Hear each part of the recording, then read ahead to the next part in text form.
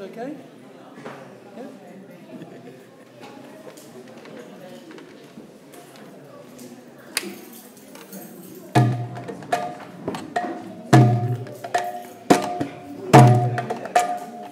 Okay, that works.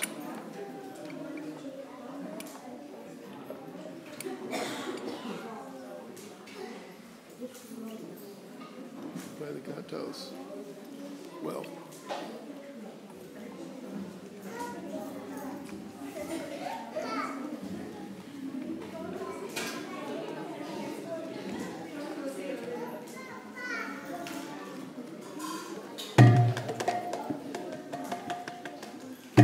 Jaya Radha Madhava Kunja Bihari Jaya Radha Madhava Kunja Bihari Jaya Radha Madhava Kunja Bihari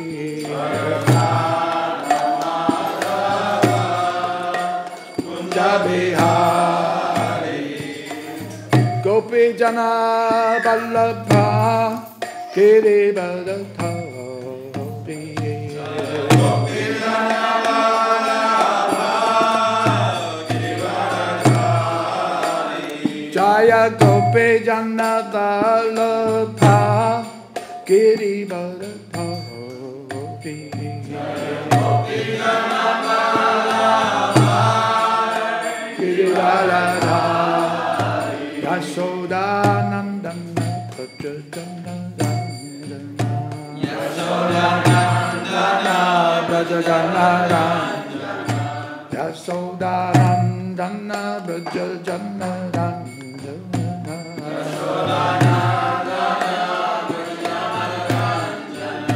Jamuna Tira Vanachari Jamuna Tira Vanachari Jamuna Tira Vanachari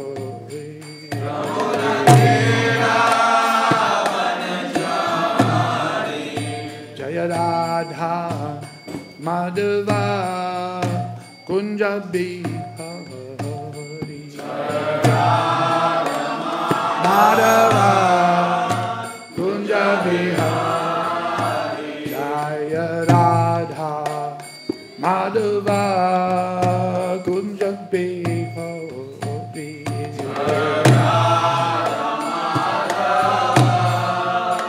Kunja Bihari Gopi Jana Vallabha Girivadhari Gopi Jana Vallabha Girivadhari Gopi Jana Vallabha Girivadhari Gopi Jana Vallabha Girivadhari Yashodanandana Prajajanarandana Yashodanandana Prajajanarandana Yashodanandana Prajajanarandana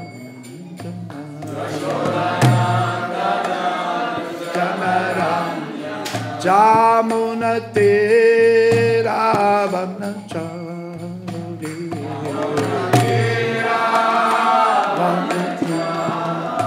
Jamuna Tira Vanachari Vanachari Jaya Radha Madhava Kunja Bihari Madhava Kunja Bihari Jaya Radha Madhava Kunja Bihari Madhava Kunja Bihari Gopi Jana Vallabha Girivadhari Gopi Jana Vallabha Girivadhari jana vallabha girivardhari. Gopi jana vallabha girivardhari. Gopi jana vallabha girivardhari. Gopi jana vallabha Jaya Gopi Jana Vallabha Girivardhari. Gopi Jana Vallabha Girivardhari. Yashodanandana Braja Jana Ranjana. Yashodanandana Braja Jana Ranjana. Yashodanandana Braja Jana Ranjana.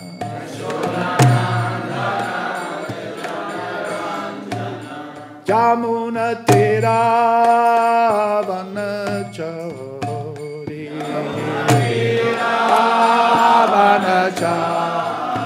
Jamuna Tera Vanachari.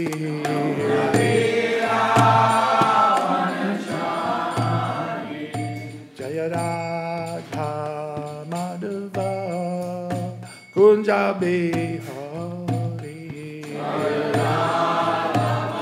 Madhava Kunja Bihari. Jaya Radha Madhava Kunja Bihari.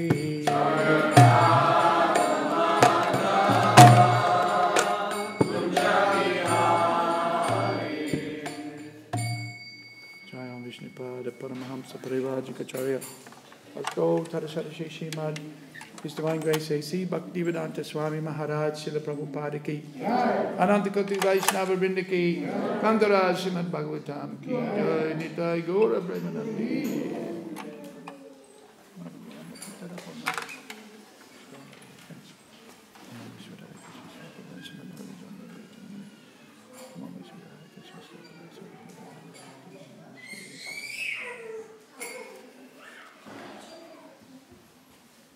Om Namo Bhagavate Vasudevaya.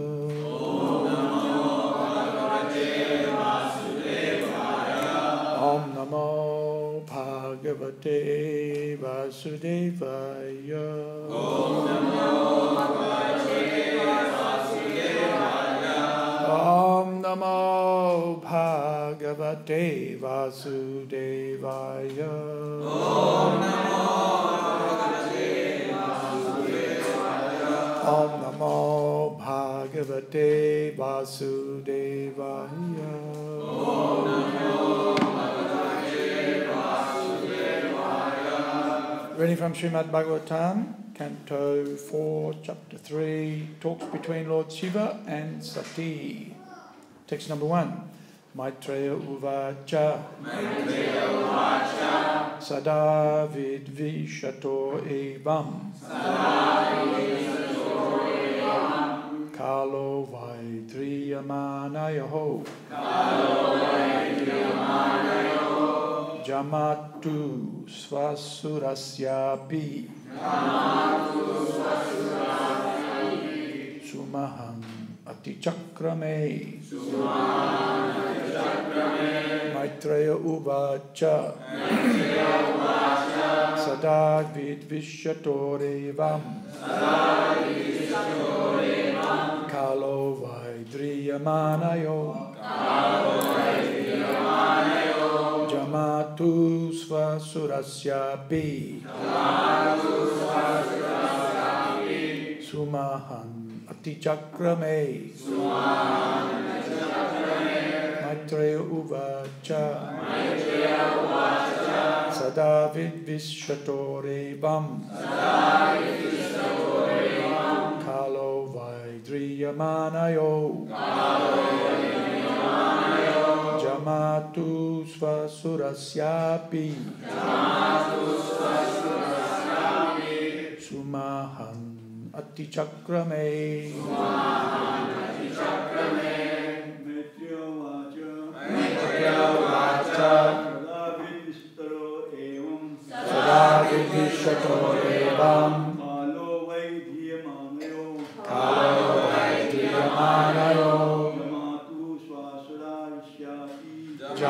Jamatu Svasurasyapi Sumahan Atichakrame. Maitreya Uvacha Sada Vidvishatorevam Kalo Vai Driyamanayo Jamatu Svasurasyapi Sumahan Atichakrame. Maitreya Vacha Sada Vidvishatorevam Kalo Vai Driyamanayo Jamatu Svasurasyapi Sumahan Atichakrame. Ladies. Maitreya Vacha Sada Vidvishatorevam Kalo Vai Driyamanayo Jamatu Svasurasyapi Sumahan Atichakrame. Maitreya Uvacha. Maitreya said, Sada, constantly, Vidvishato, attention, Evam, in this manner, Kalaha, time, by certainly, Driyamanayo, continued to bear considerably long period. Purport. The previous chapter has already explained that Vidura why the strife between Daksha and his son-in-law caused Sati to destroy her body. The chief reason for Sati's giving up her body was that her father, Daksha, began another sacrificial performance to which Lord Shiva was not invited at all. Generally, when any sacrifice is performed, although each and every sacrifice is intended to pacify the Supreme Personality of Godhead, Vishnu, all the demigods, especially Lord Brahma and Lord Shiva, and the other principal demigods, such as Indra and Chandra, are invited, and they take part. It is said that unless all the demigods are present, no sacrifice is complete. But in the tension between the father-in-law and son-in-law, Daksha began another Yajna performance to which Lord Shiva was not invited. Daksha was the chief progenitor employed by Lord Brahma, and he was a son of Brahma. So he had a high position and was also very proud.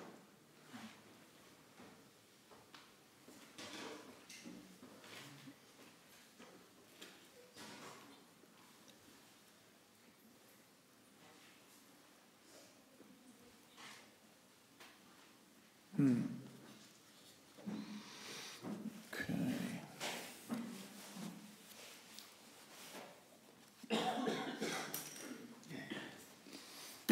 I might read the next verse. It's supportive of this. Yada bhishikto dakshastu brahmana parameshtina prajapatinam savesham adipatye smayo bhavat. When Lord Brahma appointed Daksha the chief of all the Prajapatis, the progenitors of population, Daksha became very much puffed up. Purport. Although he was envious and was inimical towards Lord Shiva, Daksha was appointed the chief of all Prajapatis. That was the cause of his excessive pride. When a man becomes too proud of his material possessions, he can perform any disastrous act. And therefore, Daksha acted out of false prestige. That is described in this chapter.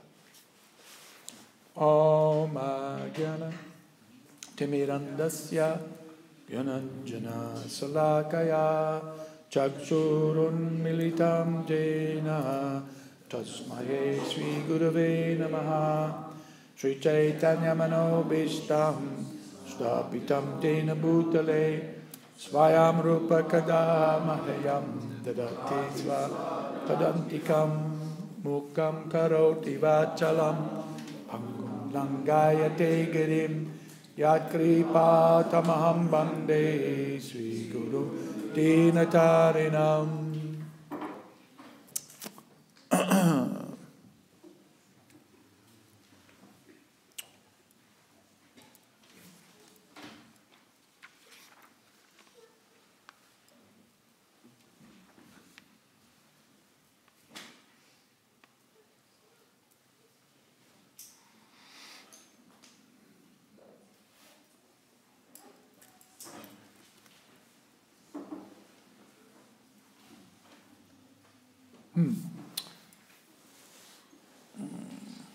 Krishna doesn't like to see pride in his devotees. In fact,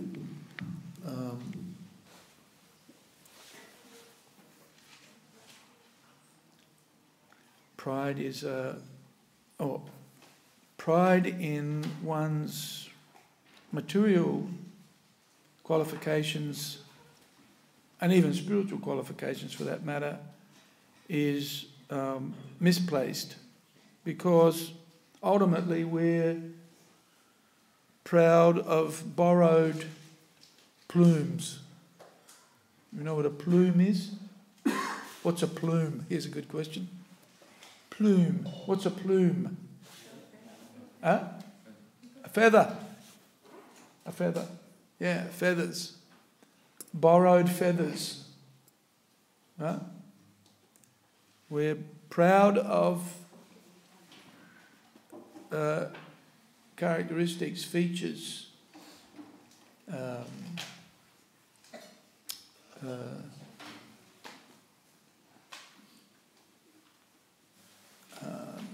what's the word? They don't belong to us, actually.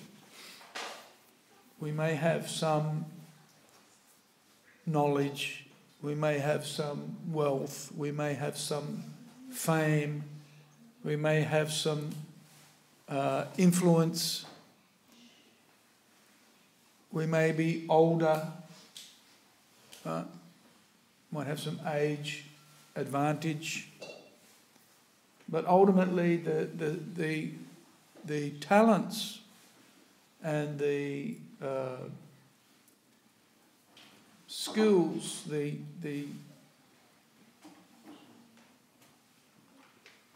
talents that we have, they're ultimately coming from Krishna. Everything's coming from Krishna. So somebody who's learned, somebody who understands this point, is humble. Vidya vinaya sampane. Equality. Seeing everybody equally, but understanding that each one of us is endowed with a particular talent or a particular set of skills according to our past activities, but ultimately ordained by Krishna. Right?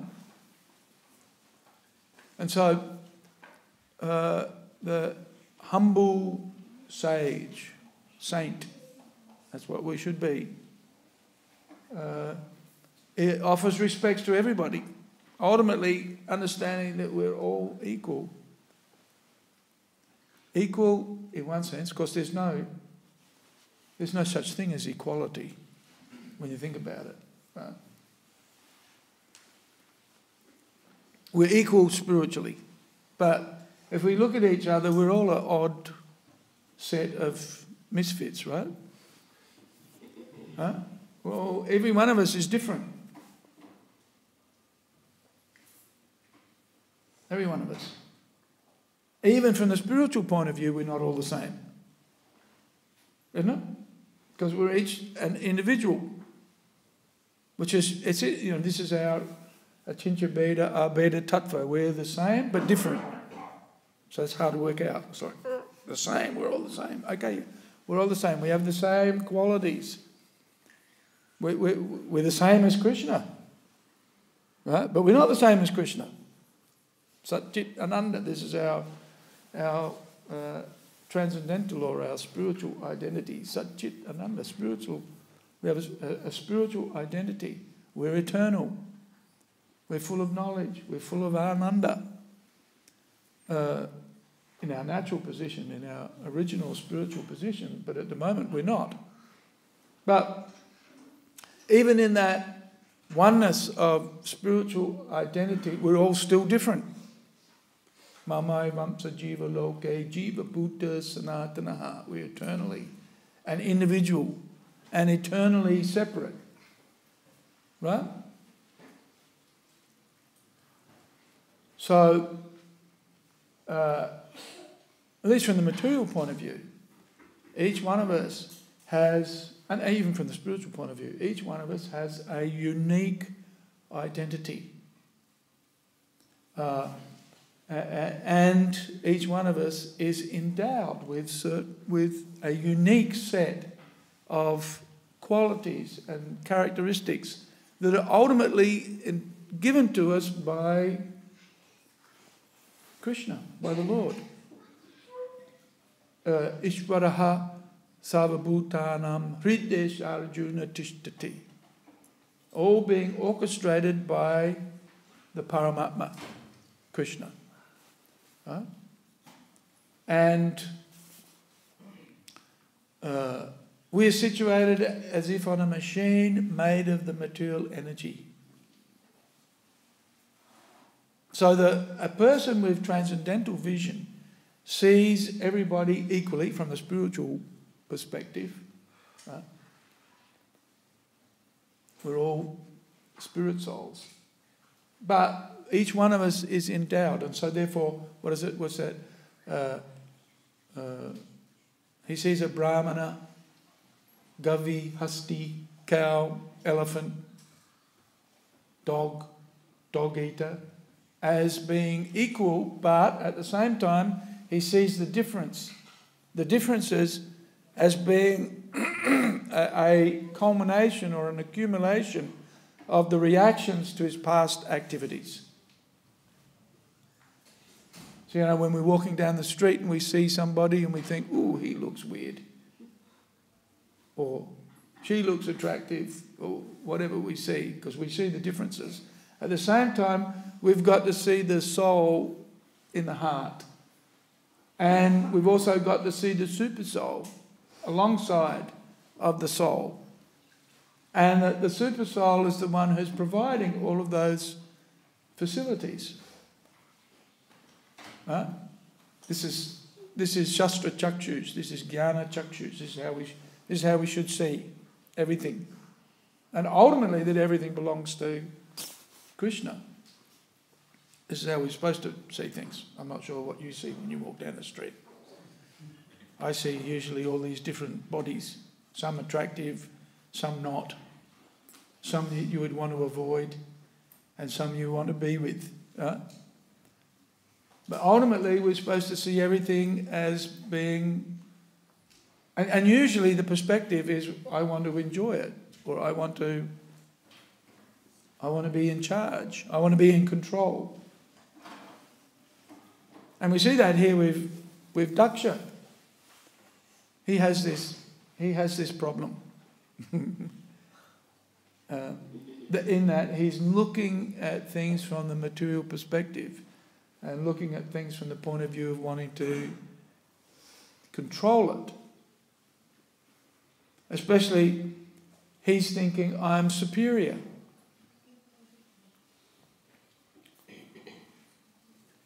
Based on some material identification. Or even sometimes devotees will think I'm superior based on some even apparently spiritual qualification.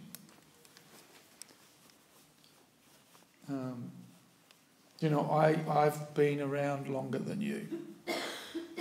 Right? Which I guess in many cases I have been. Most cases here. So therefore, because I've been around longer than you, I'm superior to you. Right? You experience that? We do. Some devotees think, I've been around for a long time, therefore I'm an advanced devotee. Right?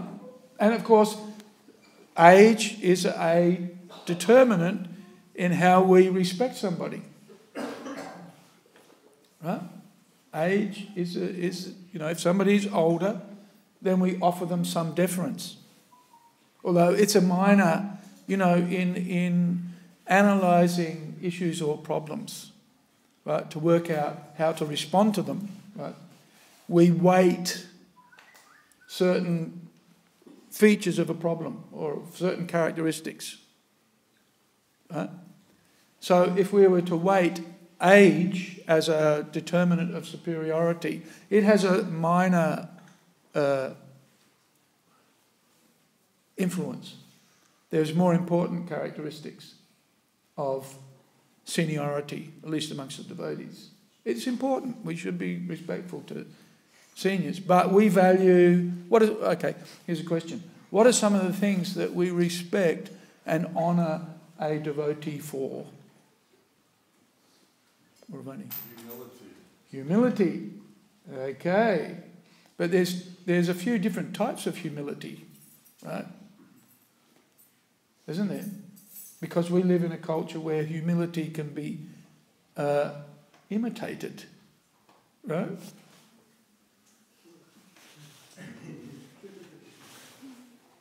Krishna. Here's my $2. My big sacrifice for you. Yeah, humility. Humility and real humility means realization. Or shall we say, realization brings about humility. Right? That's why, being proud of our age or being proud of our wealth or being proud of our knowledge is somewhat antithetical or anathema to a devotee, because all of these things we know come from Krishna ultimately.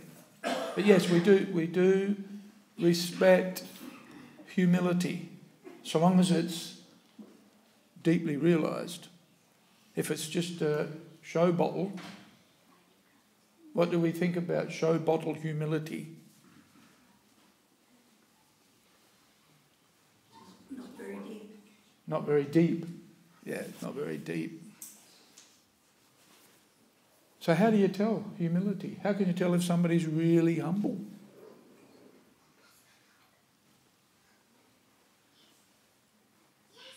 They enjoy serving the Vaishnavas. Yeah, yes, they enjoy serving the Vaishnavas. What else do they do? Respect. Respect who? Elders. Elders? Maybe. Yeah, who else? Respect senior people. Senior people are elders, aren't they? Oh, senior. How do we determine whether they're senior or not?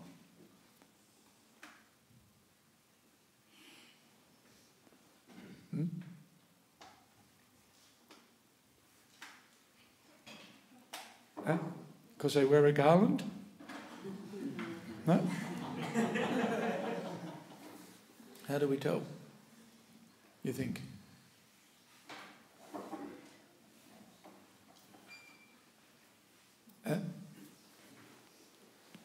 Okay, what else? How do we tell if somebody's humble? It's easy to tell somebody who's proud. Doesn't require honor. What's that? Does not require honor. They don't, yes, they're not looking for respect. And, okay, they respect elders, they respect seniors, What else? Param. Serving Krishna with no complaints. With no complaints. Yeah. No, serving Krishna with no complaints. Prabhupada used to complain sometimes. And he was always serving Krishna. Yeah? Respect your guru. He respects his guru, yeah. Someone who is able to chant Hare Krishna in all circumstances. Yeah. Who is not looking for any recognition. He's not. Yeah, we already got that. Not looking for any respect for himself. Who's he respectful to, or she respectful to? Having no envy. Huh? Having no envy. No envy. Well, that's a characteristic also. No envy. But how do you know if somebody's not envious? How can you tell? Dira. They respect everyone, even junior. They respect everyone. Good one. Go to the top of the class. Yeah. I think he's a Brahmana, actually. Huh? What do you think? He's right. A devotee will respect everyone. At least that's what Lord Chaitanya says. Right? Manadena, amanadena. Right? Offers respects to everybody appropriately. Appropriate respect. Right? Not that we go and bow down to the dog. Oh, Haribol. Right? Appropriate. Because a devotee is able, and Rupa Goswami recommends this to us, that we are able to differentiate between seniors and juniors. Well, the three types of devotees basically. A Prakrita Bhakta, a Madhyam Bhakta, and an Uttam Bhakta. A devotee is meant to be able to discriminate between each one. And that's not so easy because there's a spectrum. It's not that, aha, Prakrita, aha, Madhyam, boom. And then, oh, Uttam. It's a spectrum. And so it's kind of like, whoa, what's going on here? And sometimes we see Uttam characteristics, topmost characteristics in a devotee, but then we see some Prakrita behaviour as well, right? And so then we're scratching our heads trying to work out what's going on here. So a devotee has to learn by understanding the principles and by practice how to identify and here's an interesting example. Daksha is actually a very elevated personality. Lord Vishnu appears before Daksha. So ordinarily when Lord Vishnu appears to someone, what does that mean? Very elevated person. Yeah, very elevated person. Lord Vishnu just doesn't appear in front of any old jiva, ordinary personality. He only appears for the very elevated and exalted personalities. So we see in Daksha's character he's an advanced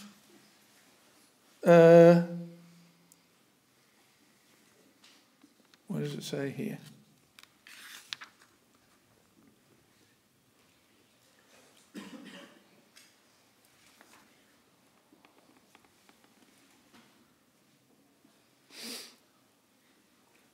Yeah, he was a son. Daksha was the chief progenitor, engaged by Lord Brahma. So he was a son of Brahma, so he had a high position. But what happened? He had a high position, but what happened to him? Became proud. Right? Has anybody experienced that problem? Have you experienced that problem? None of us are sons of Lord Brahma. This is not only a problem just for highly placed demigods. Right? We get some facility, right? We get some position, and then all of a sudden we think we're like Lord Brahma or like Daksha. Huh?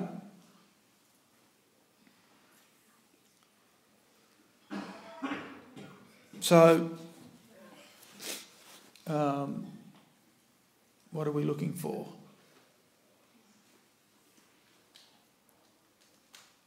You know, for a devotee, Nadanam najanam nasundarim kavritam va jagadish kamaye mama jamani jamanishvare bhavatad bhakti hoitiki tvai. Lord Chaitanya sets the example, teaches us, right? Krishna is the best at everything, the best at anything. Yet he comes as a devotee to teach us how to be a devotee. Right? He's the best at everything. He doesn't need to learn how to do anything. Yet still he teaches by example. Krishna has a guru, Ramchandra has a guru, Lord Chaitanya has a guru. And Lord Chaitanya teaches us that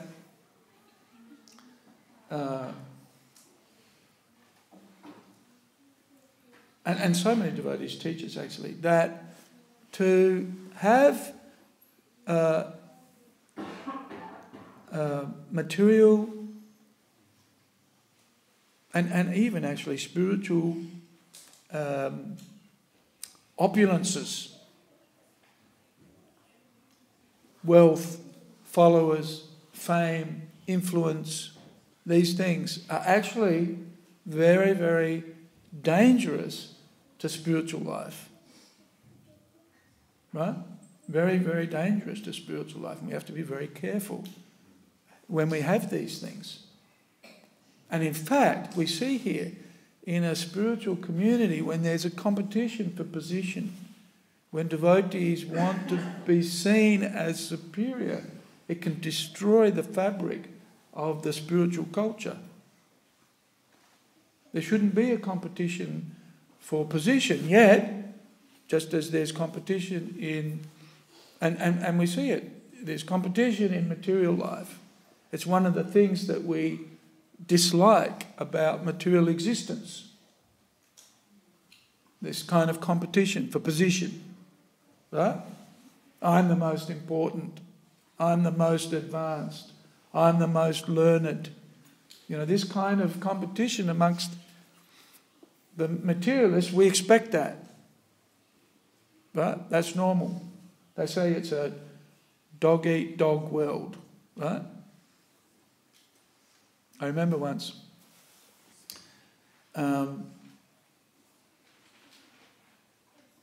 this bewildered me amongst the devotees, because we used to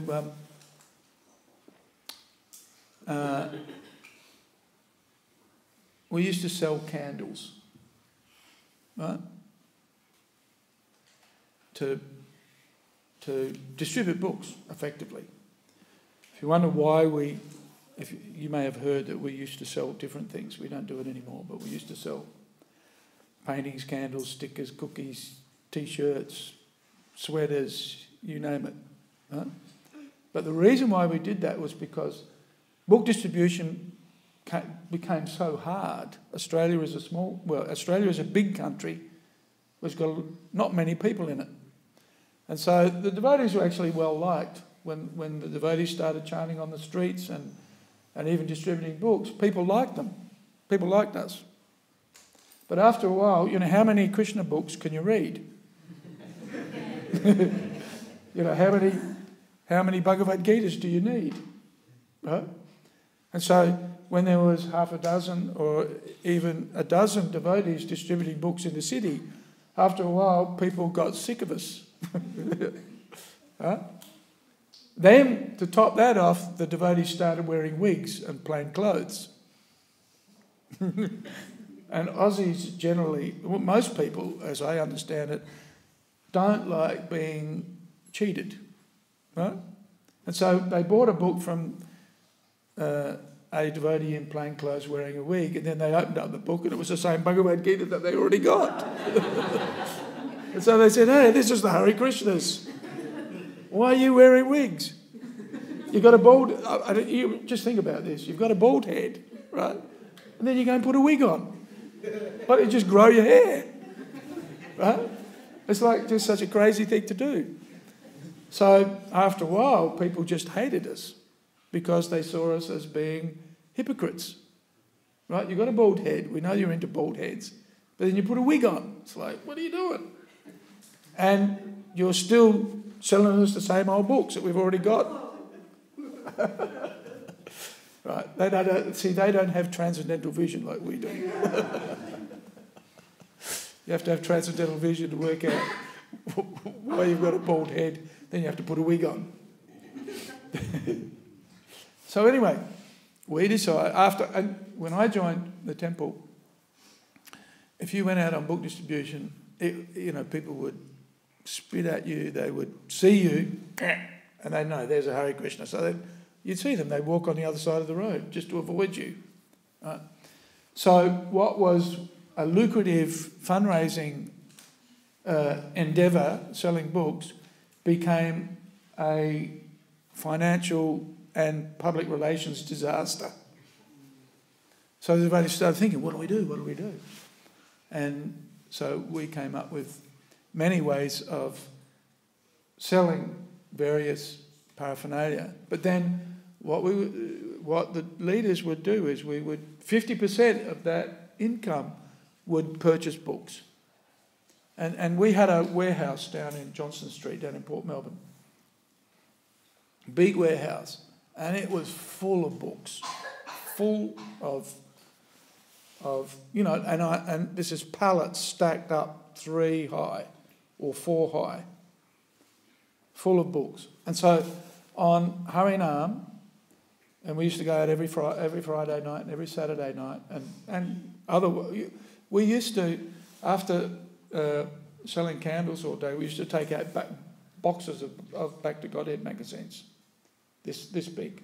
So 120 Back to Godheads, and then we would go down to a big intersection and we would just run down the cars when they were stopped at the red light and just hand out Back to Godhead magazines. Or we'd just hand out books. Actually, we would hand out so many books that it was somebody's duty on Harinam to go to the bins and take out all the books that had been thrown in the bins. Right, Russell? Yep. And then we would take those books and redistribute them next time. Right? So the reason why we were doing all of this collection was so that we could do book distribution. There was a reason for it, not that we just wanted to accumulate money.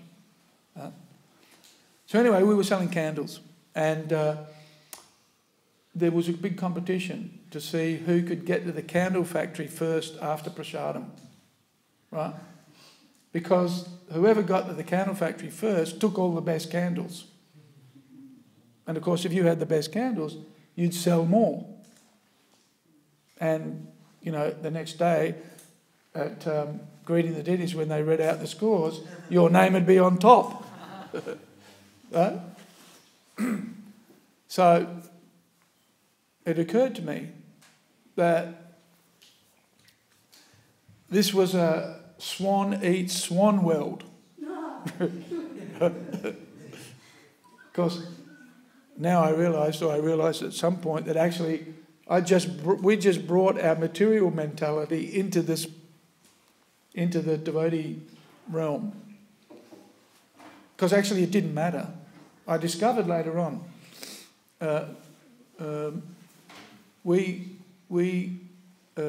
sell candles, right? And over what we could sell, right? And so what they did was, or what we ended up with, was all of these Christmas candles that nobody really liked, right? If we had a set of candles with us, they would always pick the other coloured candles and not... Because they would... Have you seen those Hawaiian carved candles? They're quite... At least to my mind, they're very kitsch. not very tasteful, actually, quite cheap. But people like them, and we used to sell a lot of them. So anyway, Gopeshwar and I ended up with all of these red and green candles that nobody liked, but we had to sell them. Right? So what we discovered was that actually our enthusiasm for the candles had more to do with how they sold rather than what the candle actually looked like. So if you took away all of the other better candles, right, then these ones would sell also. So anyway, I remember asking Bhavananda, he was giving class, and I said to him, it seems like we're living in a swan eats swan world. What's going on here? Right? And effectively, we have to be careful because we bring sometimes our material conditioning, not sometimes, we bring our material conditioning into wanting to be the best devotee or the best of something, right? Whereas a more advanced devotee actually is not interested in being superior, but because of their humility, they're actually recognized as being superior. They want to serve everyone. They want to appreciate everyone. That's our ideal. Not a competition for position. I'm the most senior, therefore everybody should listen to me. I'm the most advanced, so therefore I can tell everybody what to do.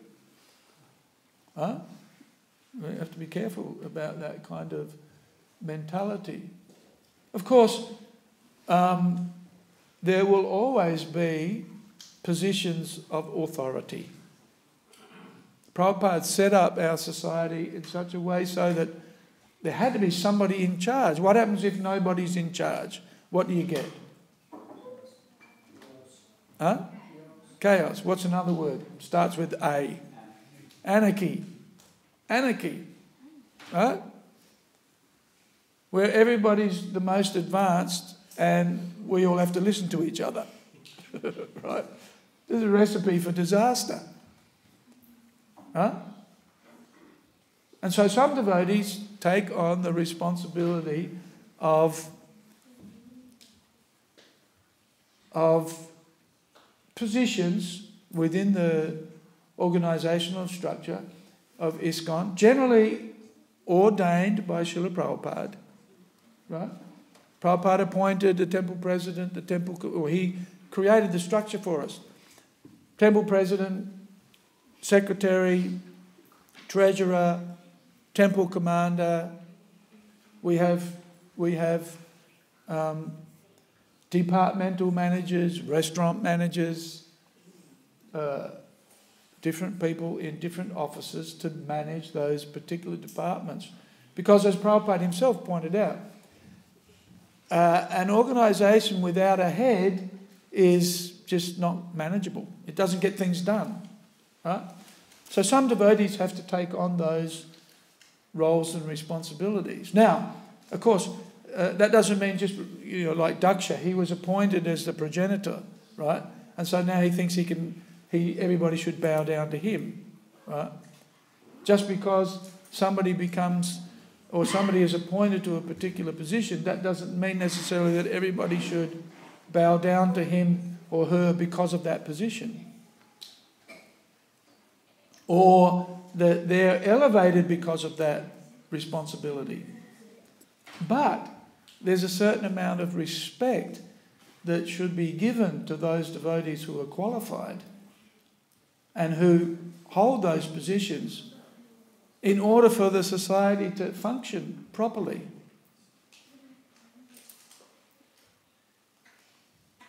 And we do that because this is how Prabhupada set up our society. And he himself was extremely respectful to those devotees who took on those responsibilities because he knew how hard it was to actually manage an organisation. And our organisation is basically made up of mostly of volunteers. Of course, when we volunteer, that means we should still submit to the order. Right? We volunteer to become a disciple of the Guru, but then once we've volunteered, we have to do what he tells us to do. Not that, oh, hang on, I'm a volunteer now, I don't have to do what you tell me to do. You can't be a volunteer one day and then not the other.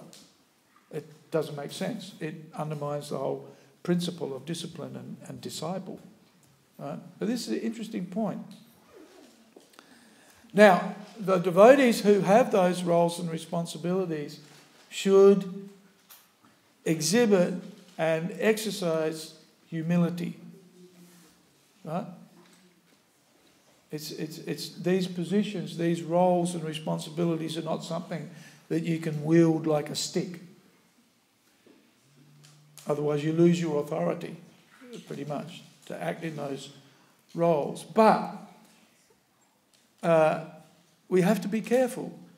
Those roles and responsibilities should be respected and not competed against. Because with those roles and responsibilities does come influence, does come power, comes respect, which everybody wants recognition. But we have to be careful. And this is what's Daksha's problem. He wanted recognition. Hey, recognize me. Rather than, I'm your servant. How can I serve you? Right? And so when there's that kind of competition for recognition and position, we see here the damage that it does. Right? We see the damage that it does within a community of devotees. Because we've now got the spectacle of this cursing and counter-cursing and all of it. It's an embarrassment. So on the one hand, we need to respect the positions and the responsibilities that come with the positions that we're awarded, but at the same time, those who have position or those who have responsibility, those who have power, if you like, need to also have the qualifications of a devotee. And we need to understand the danger of having wealth, of having influence, of having power, even for devotees. Because if we become enamoured by either holding those positions or wanting to have that power or influence, it can actually damage our spiritual life.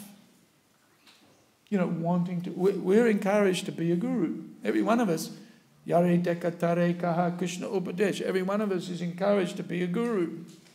Right?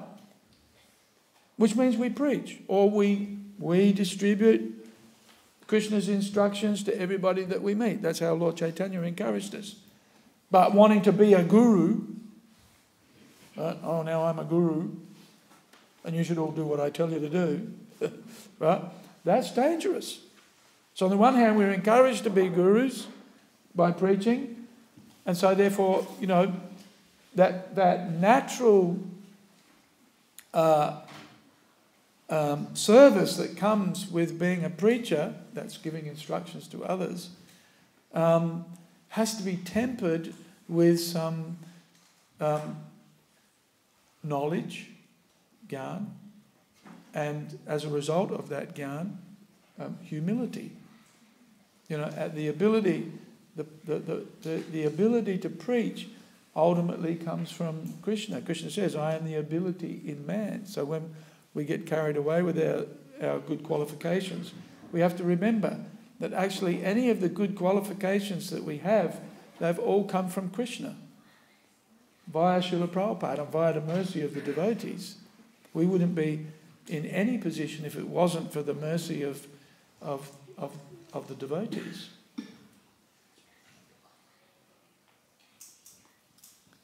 So this this story is very instructive for us. Even amongst very elevated and exalted personalities, there can still be material competition, and that damages our spiritual life. And so we have to be careful to avoid that, the dog-eat-dog world, and become the swan-eat-swan world, and try to cultivate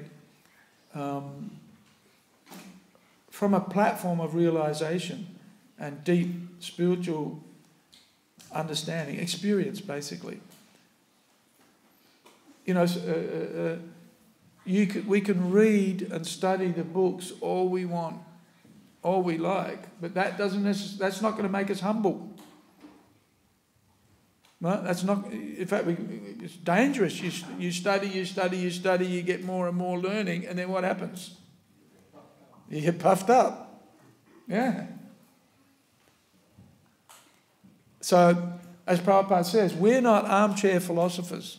We're practical doers. Okay, not that we don't study, yes, but then we should put that study into practice by service and by serving the Vaishnavas, by serving Prabhupada, serving the previous acharyas, especially by preaching.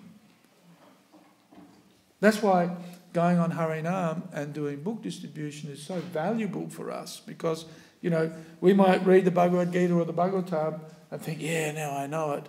But then we go out and try to distribute books and people are so rude to us that we realise all of my learning is for naught. How am I going to get these people to take a book? And then we develop humility. You do, just by the act.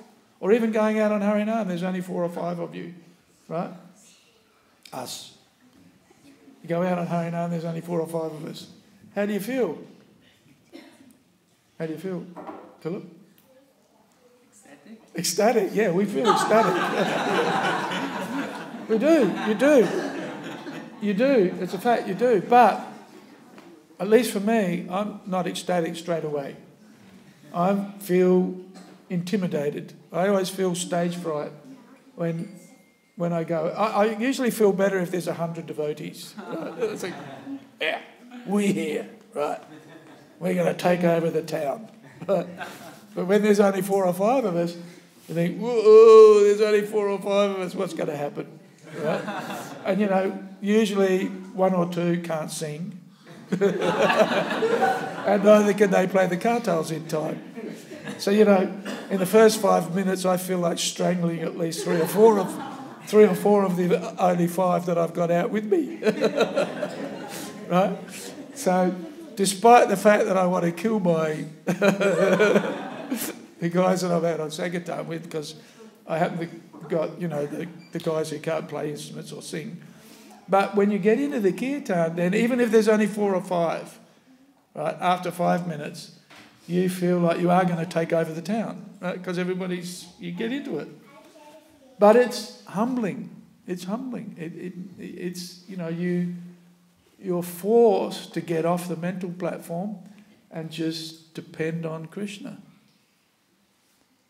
And so, you know, it's not that we shouldn't study Prabhupada's books. We should, definitely. But that's not the be-all and end-all. We've got to, if we read Prabhupada's books, we understand, oh, I've got to go on Sankirtan, right? But then the thought of going on Sankirtan is like, oh no, this is too hard. Right? So it's a test. It's a test of our... But it ensures that we're developing the qualities and the characteristics that are necessary for a devotee. Humility being one of them, so important. But humility comes from knowledge. And also it's not just some humble schmumble, you know. It's real humility, where if tested, endures, right? And not, you know, hey, come on, I'm an advanced devotee, let me... But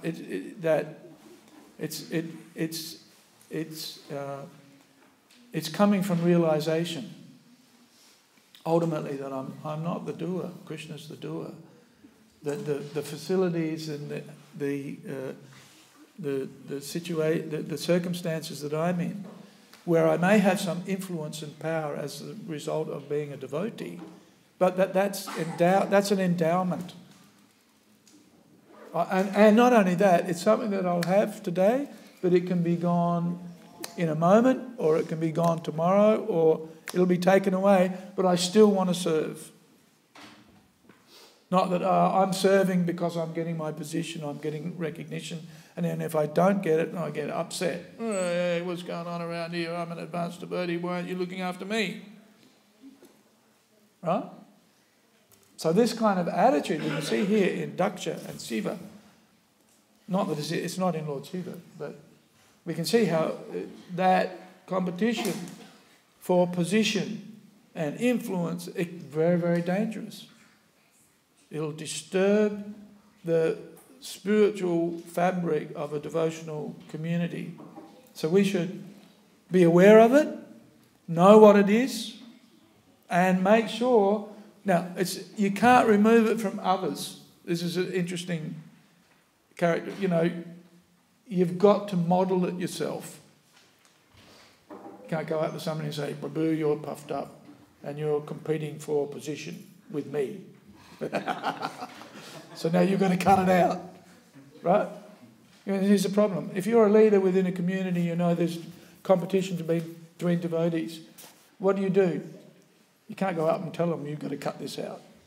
Because they'll just think, you're as bad as us. You're doing it too. So how do we get around that? We have to actually model that behaviour for others. Rather than tell them to do it, we have to show them how to do it.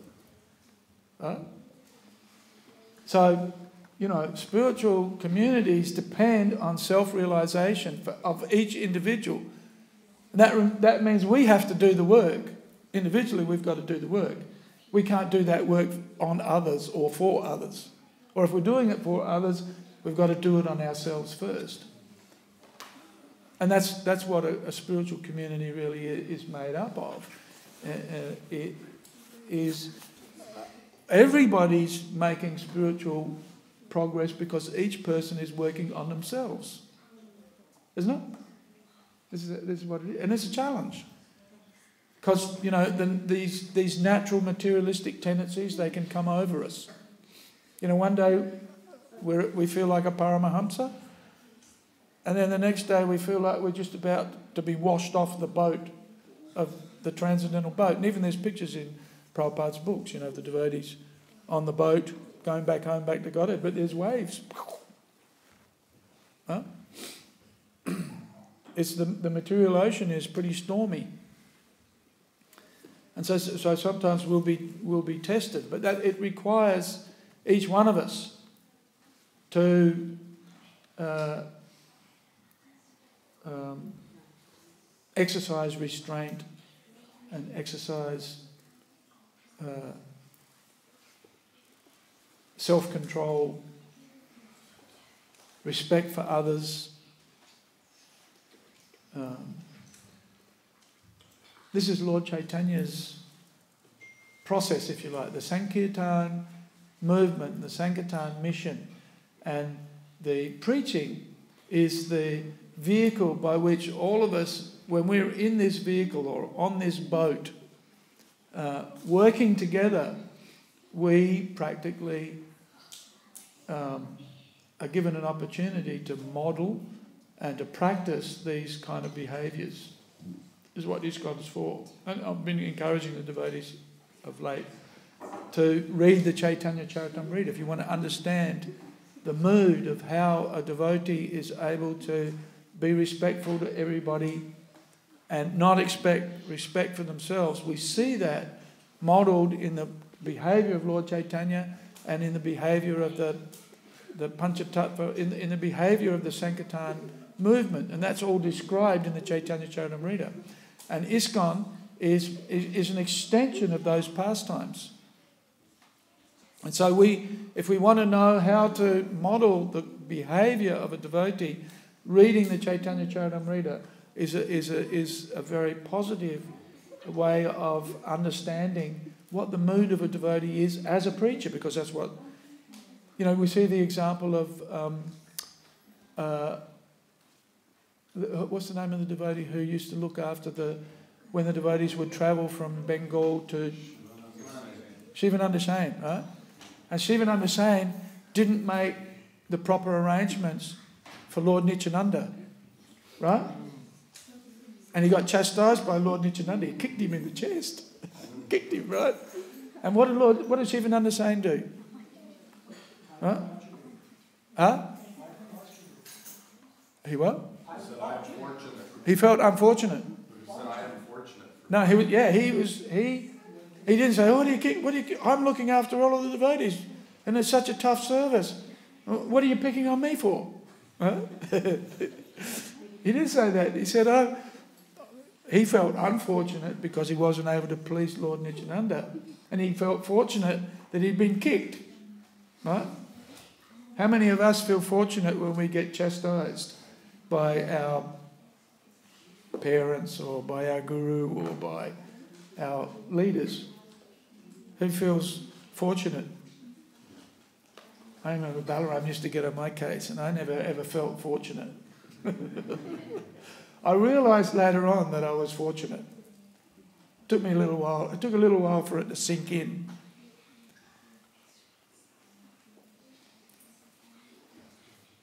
So, these pastimes are very instructive for us.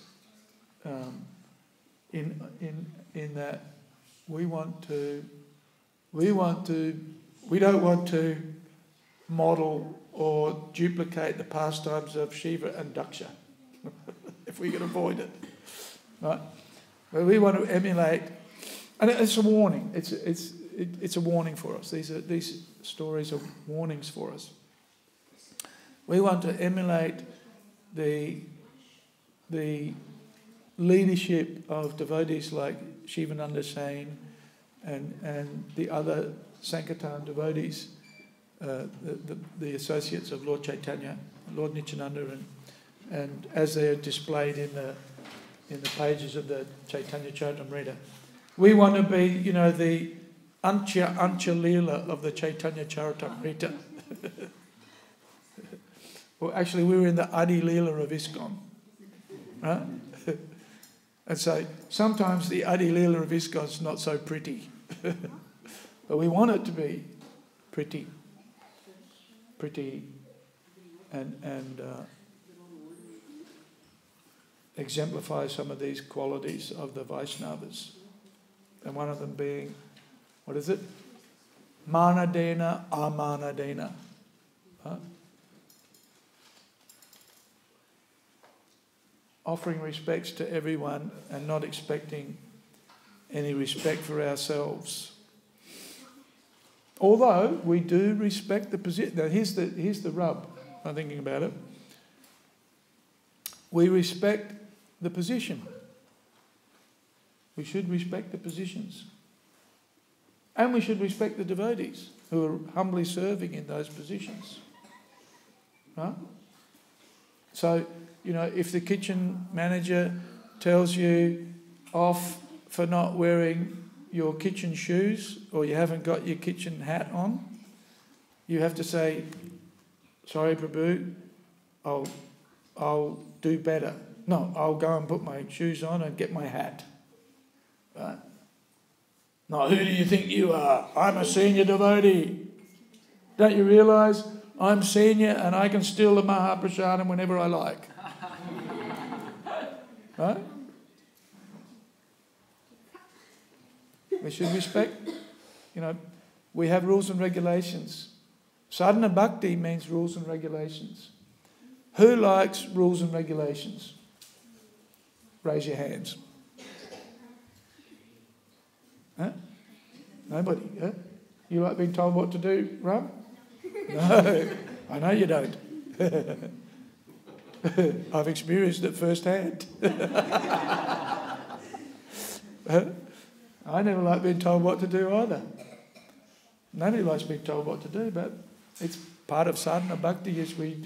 And working together cooperatively like that makes a very strong community in due course. Very strong. Because there's submission. And submission means ultimately to the Guru, which ultimately means to Krishna. We submit to, and Prabhupada set it up. He's, one devotee was telling us at the GBC college earlier this year, he was saying how he'd met a friend, and his friend was saying how Prabhupada was a genius. And he was explaining that, and I mentioned this in class, wherever you go in ISKCON, you know you're in an ISKCON temple. And he said, how's that? And he said, well, what time does Mongol Aarti start? What time does Mongol Aarti start? 4:30. And Juhu, Durban, Melbourne, New York, wherever you go, Mongol Aarti starts at 4:30. Right? And what time do you greet the deities? 7 o'clock. Most temples. There's some temples where they greet the deities at 7:15. Right? That's because the pujaris are slow, I think. Where in ISKCON does they greet the deities at 7:15? Huh? Vrindavan, yeah. Nowhere else. No, not in Juhu. Is it Juhu? 7:15? You sure? Yeah, maybe. It means you can get your 16 rounds in from 5 o'clock to 7 o'clock, right? Huh? Some temples 7:30. But anyway, mostly 7 o'clock. And what do? We worship the deities. We sing the same songs. We sing the same tunes. Right? So within ISKCON, Prabhupada was able to establish standards, right? Rules and regulations. And by those rules and regulations, we are famous. Right? We are respected. The deity worship is always gorgeous, especially around the deities. Prabhupada was able to establish a culture, a spiritual culture that's respected and honoured by everybody all over the world. So we honour the positions and we honour the discipline that's provided to us by the spiritual master. And that's what makes a spiritual community. But what can break a spiritual community is when there's competition for position or for prominence or for what is it? Name, fame, glory. It's the same old story, right? When you get to the top, what happens? I can't remember the rest of the lines of that song. Song written by Hare. Name, fame and glory. It's the same old story. When you get to the top, well, that's what you want, I suppose, right? Okay. Kantaraj Śrīmad Bhāgavatam ki jai, Srila Prabhupada ki jai, Gaura Bhaktivedanta ki jai. Hare Krishna.